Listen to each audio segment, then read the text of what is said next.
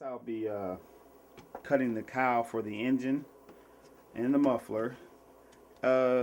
It's not a real simple process, but the way I like to do it is on these, if you look on, since this is a ringed cowl, I know how far back the cowling will sit on the airframe, on the fuselage. So I can basically, measure this on the cowling ring,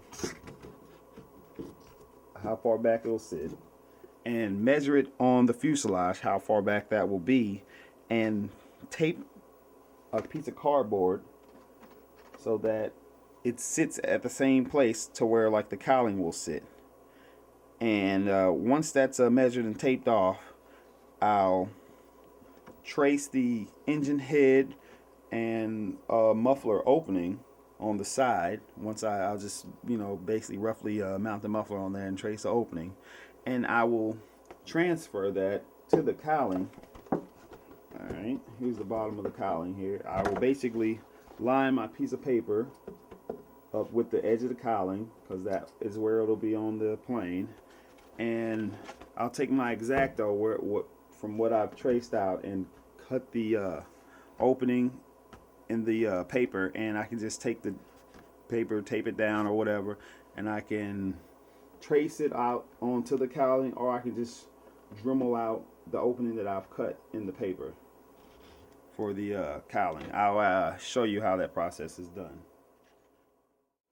First I'll measure the cowling, which this is about 8 millimeters back all the way around. So I'll measure back here 8 millimeters and tape my cardboard or my poster board back 8 millimeters on the fuselage. Alright, with the poster board taped, I line it up to where it's straight. Just take my pencil and do a nice rough trace of the engine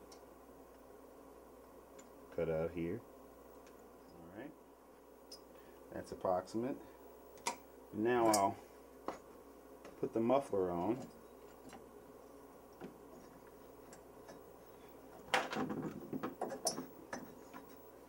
I'll get it lined up here. Line that up, and once that's lined up, I'll trace around where the muffler exit will be. And that's that. I'll peel my tape off. I'll just leave it on there. And, well, I'm not going to put that on there. I'll get my X-Acto knife, and what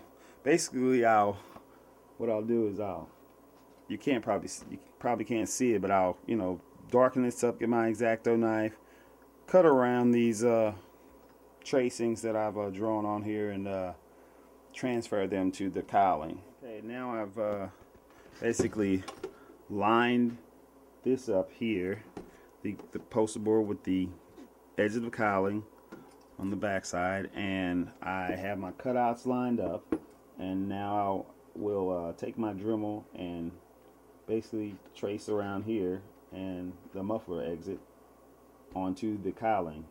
The bad part is, yes, it's gonna remove a lot of the scale intake. Okay, I've finished cutting the cowling for the engine here. Just a rough cut. I'll go over and clean it up, but it lines up pretty good. I'll pull it off here.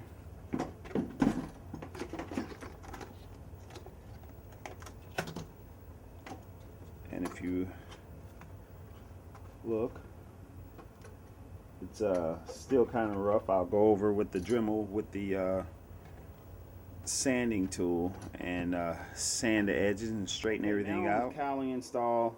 I have since the engine parts cut out, the muffler stack parts cut out here.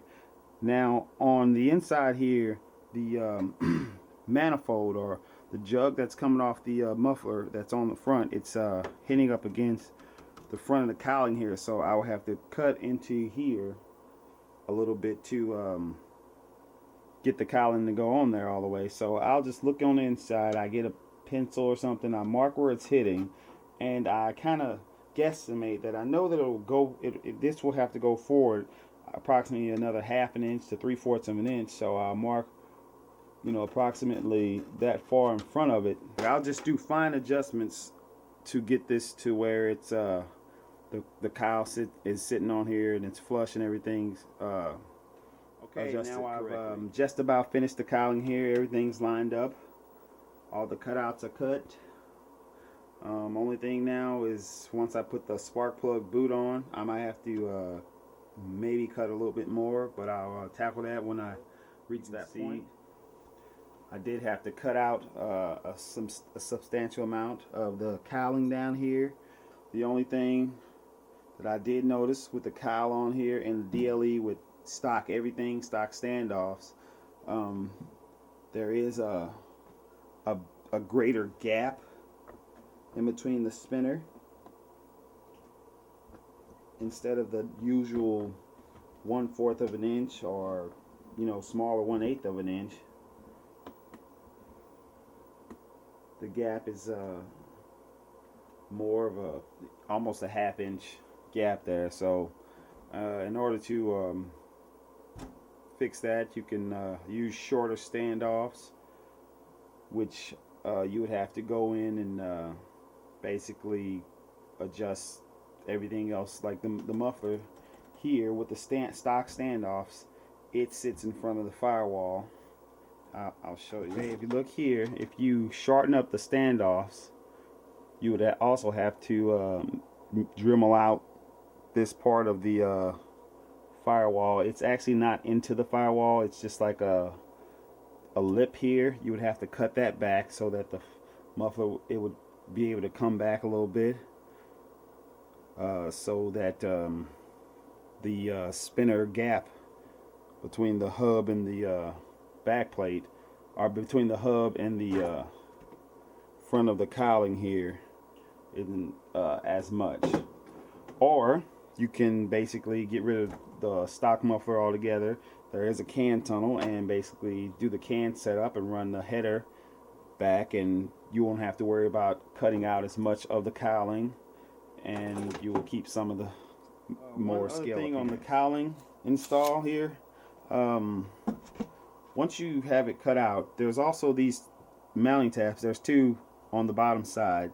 You can see here, these holes are for mounting it to the cowling ring, but on the old models they didn't have these tabs. They had 3 holes on each side for the ring, but people found it difficult to get to the bottom 2 holes because you would have to sometimes go through the inside of the cowling. So they did this just on the bottom here. It's just like any old style plane where you mount it from the outside. Basically, I just take a piece of poster board, tape it up, mark my hole, pull it back, put my cowling on. Once the cowling's on there, I pull it back on there, mark the hole onto the cowling. I do the same for both sides. Take it out, off, and drill the hole out on my cowling. And once that's done, it's just get your boat mounted up and it's finished. But me, I will not be doing this. I have a plane, something like this, a yak that has the 3 holes, and I never used the bottom 2, and I found that these 2, their placement is will suffice to hold the cowling on there with no problem.